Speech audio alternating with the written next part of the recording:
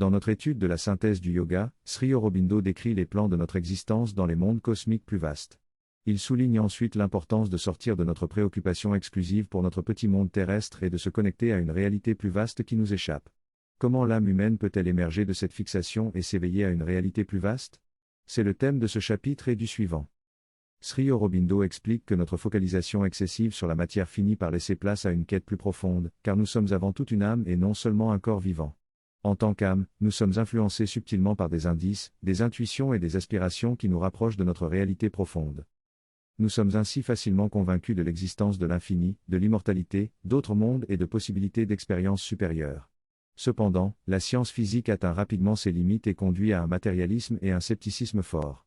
C'est à ce moment-là que survient une période d'occultisme, de mystique et de recherche religieuse après l'infini et le divin, car la science atteint ses limites mais nous savons qu'il y a plus. Cette première recherche du plus se manifeste souvent sous forme de religion, qui apporte de nombreuses intuitions et insights importants. Cependant, la religion est limitée par des symboles et des croyances étroites qui ne captent qu'une partie de la vérité. Elle ne permet pas une compréhension approfondie. Sri Aurobindo souligne que lorsque les enseignements religieux apparaissent, l'humanité a tendance à les réduire en dogmes rigides.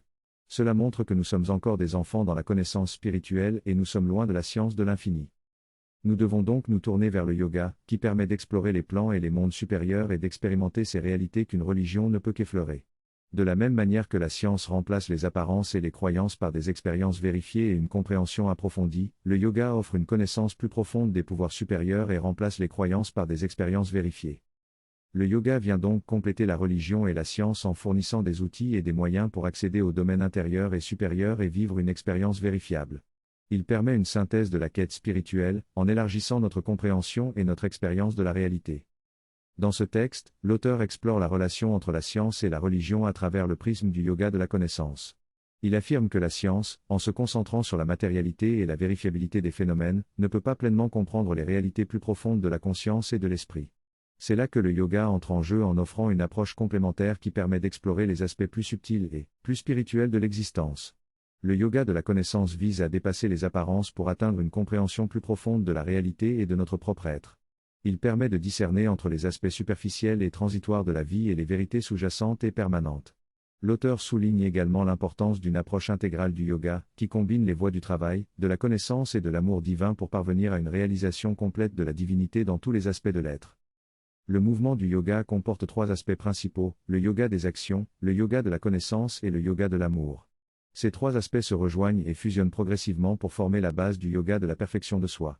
Le yoga de la connaissance doit être abordé de manière intégrale, en considérant la divinité dans toutes ses manifestations et en relation avec le monde. Il s'agit d'une approche complète de la réalité qui ne sépare pas la divinité du monde.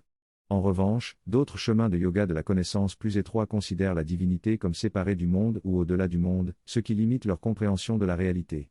La yoga de la connaissance intégrale englobe l'ensemble des expériences et permet d'explorer des mondes complexes et variés. L'auteur parle des masques de l'expérience et de la complexité des mondes intérieurs. Lorsque nous nous détachons du corps physique et du monde physique, nous découvrons un univers plus grand et plus complexe. Il y a des mondes sur mondes dans ces explorations intérieures, certains très différents les uns des autres et d'autres similaires mais vécus différemment par chaque individu. Dans ces mondes intérieurs, la réalité est subjective et chacun peut expérimenter les choses différemment. Les formes y sont fluides et l'énergie est la réalité dominante, ce qui conduit à des expériences subjectives différentes pour chaque individu. Il y a des mondes émotionnels qui sont de véritables univers en eux-mêmes.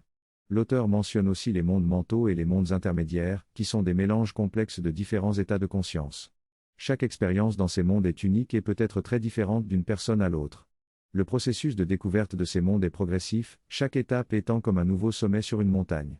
Chaque étape ouvre la voie à une expérience encore plus profonde et infinie. Les portes fermées dont parle l'auteur font référence à notre conscience physique qui nous retient et nous empêche d'accéder à ces mondes intérieurs. Ces mondes, avec toutes leurs expériences classées par degrés, existent derrière ces portes fermées. L'auteur explique que notre conscience est généralement limitée à une perception sensorielle de la réalité, comme des vaches qui broutent dans un pré clôturé. Nous sommes empêchés d'aller au-delà de cette perception par les portes étroites et les sentinelles de la peur, de la méfiance et du scepticisme.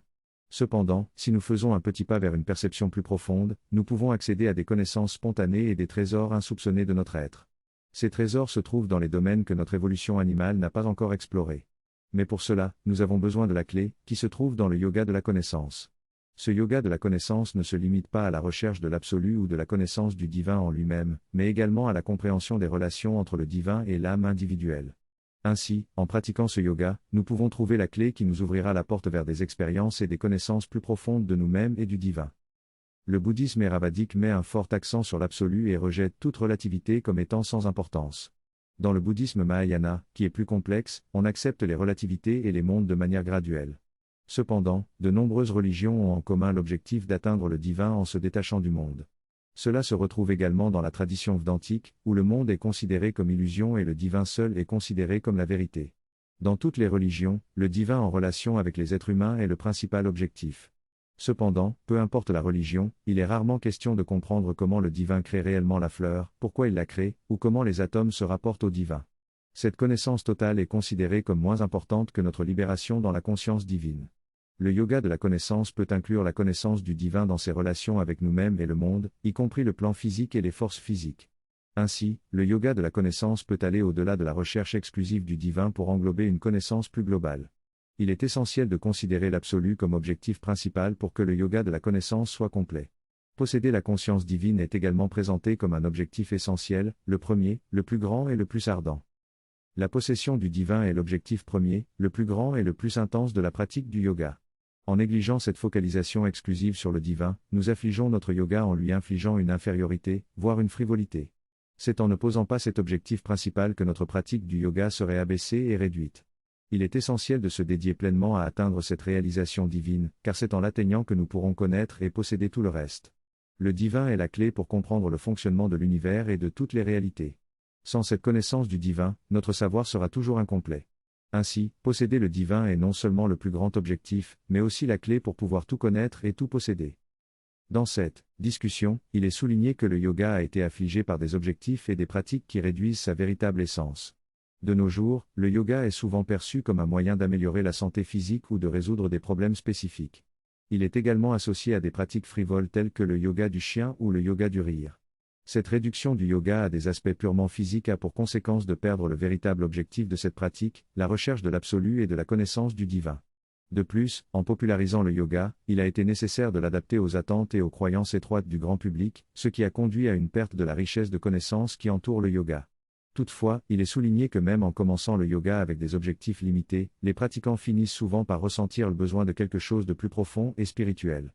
Cependant, cette dimension spirituelle du yoga est souvent niée ou ignorée dans la culture populaire, conduisant à une réduction de sa signification et de sa pratique.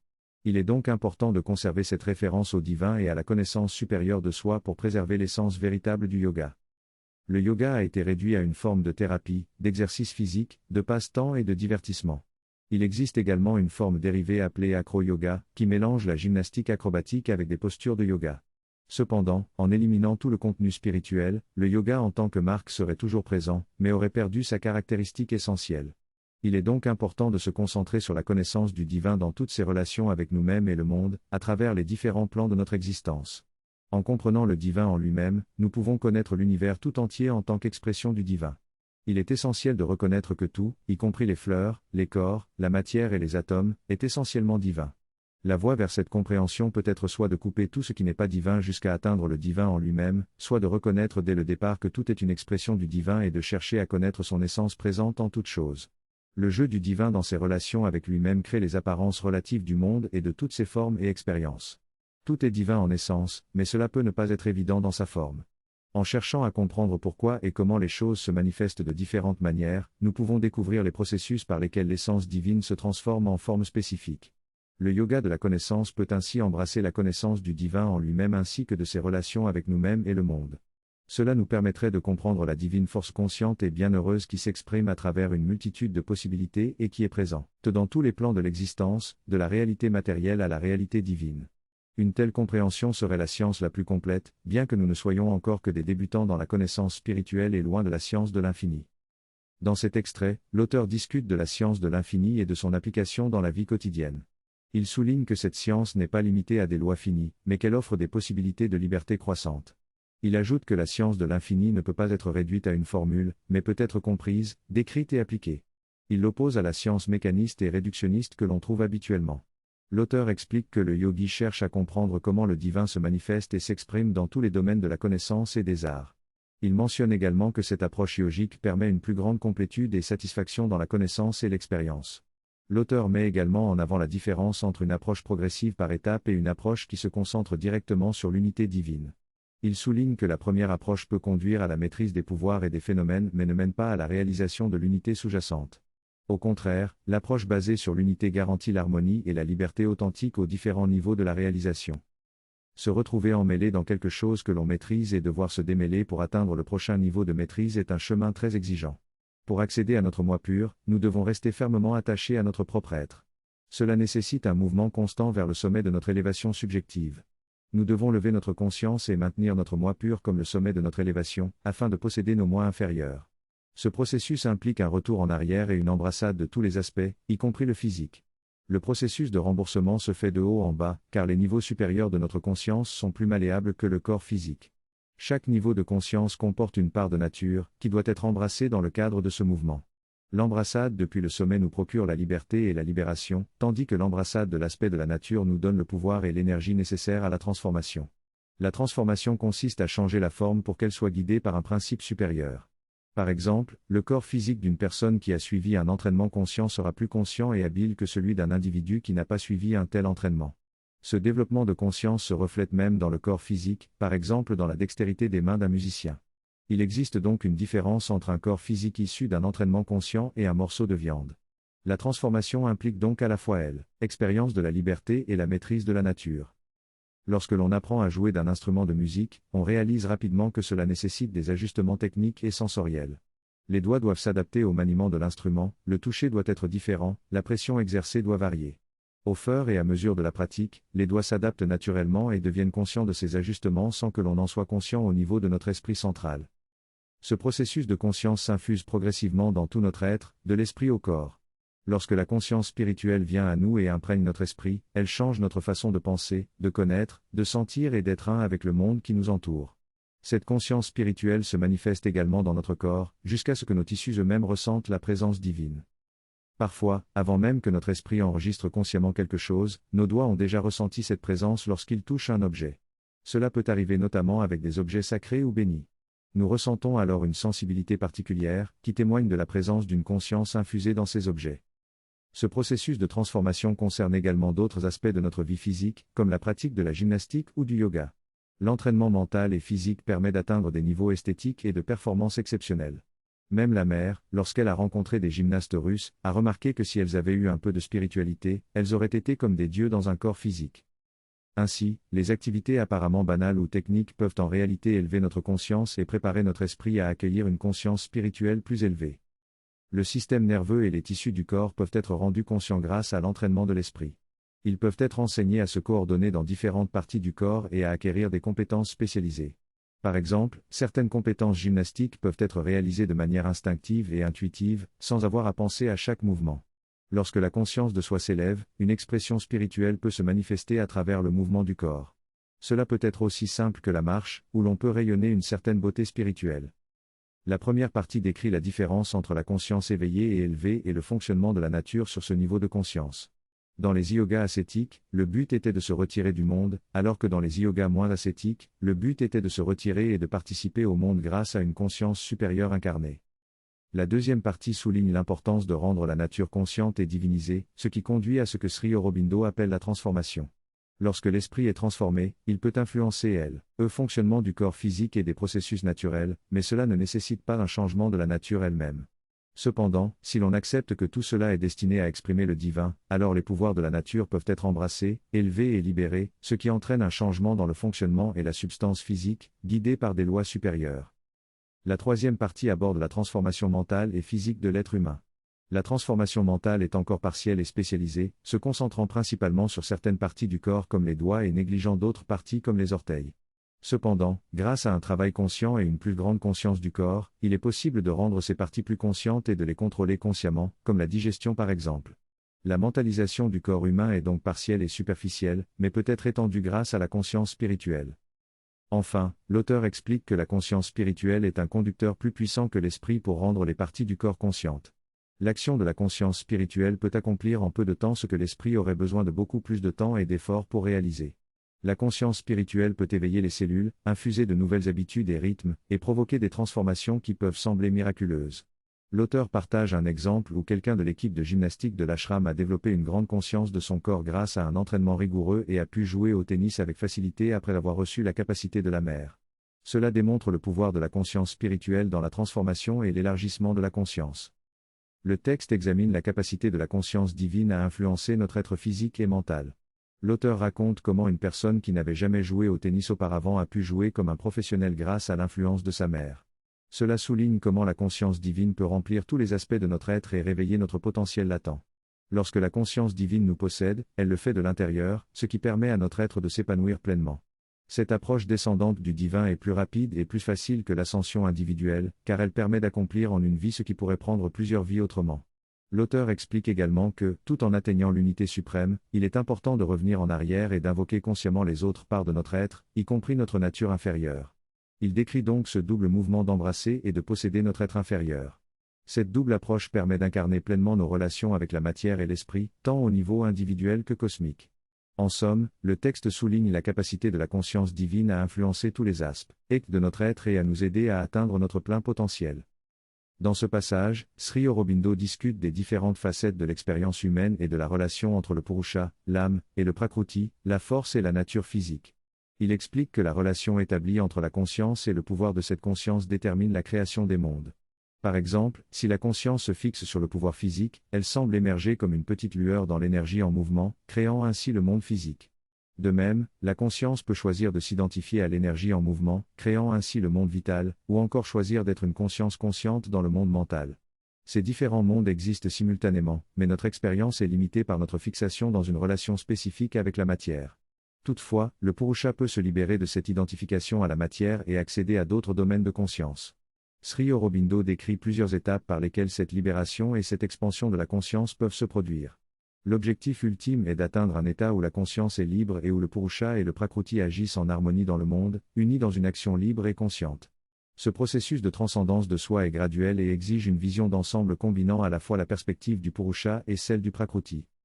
Il est possible de résumer le paragraphe en disant que pour développer notre conscience spirituelle et notre capacité d'action dans le monde, il est préférable de commencer par travailler sur notre esprit plutôt que sur notre corps. En travaillant sur notre mental, nous pouvons infuser notre conscience spirituelle dans celui-ci, ce qui facilite ensuite la transformation de notre corps et de nos actions. Cette approche permet d'accéder plus rapidement à la conscience spirituelle et d'obtenir des résultats concrets. Il est possible de faire appel à la Mère divine pour nous aider dans ce processus, en rendant notre corps réceptif à sa présence et en lui demandant de nous donner les capacités dont nous avons besoin. Il est dit que la source de tout ce dont nous avons besoin se trouve déjà en nous, que nous n'avons pas besoin de chercher à l'extérieur de nous-mêmes. Pour cela, il est nécessaire d'être réceptif et ouvert à la conscience divine et d'appeler cette présence à l'intérieur de nous. Il est suggéré de pratiquer cela avant de s'engager dans n'importe quelle activité, en demandant clairement ce dont nous avons besoin et en se connectant à la présence divine. L'exemple est donné d'un moine ascétique qui, dans une situation difficile, a réussi à déplacer un chariot en appelant la présence divine. Il est souligné que cela n'était possible que parce qu'il était ouvert et aligné sur cette conscience divine. La même idée est appliquée à l'art de la peinture, où la mère encourageait une élève à se connecter à la conscience divine tout, en développant ses compétences artistiques. Il est souligné que la progression dans n'importe quel domaine dépend de notre conscience et de notre réceptivité, et que si nous travaillons sur cela tout en invoquant l'intuition et l'inspiration divine, nous pourrons faire des progrès rapides dans nos compétences et notre qualité de conscience. Finalement, il est souligné que nous devons développer à la fois notre compétence et notre conscience. Dans ce discours, il est expliqué que pour parvenir à la pureté et à la transformation de la conscience, il est nécessaire de faire taire les anciennes habitudes et d'ouvrir le chemin à de nouvelles expériences. La pureté consiste à séparer les différentes parties de la conscience, vitale, mentale, etc., afin qu'elles puissent fonctionner de manière harmonieuse avec la conscience divine. Ce processus exige une aspiration constante et une pratique soutenue, car les anciennes habitudes ont tendance à revenir. Cependant, avec le temps, la substance de la conscience s'habitue à l'influence divine, rendant le processus plus naturel et fréquent. En ajoutant les principes de rejet et de surrender à l'aspiration, la conscience supérieure peut entrer et transformer la conscience inférieure plus rapidement. Ce processus peut accélérer considérablement la transformation, passant d'une année à une semaine. L'effort initial est remplacé par une aspiration calme et joyeuse. Ce chemin de transformation est vu comme un chemin ensoleillé, rempli de joie, plutôt qu'un chemin de souffrance et de torture ascétique.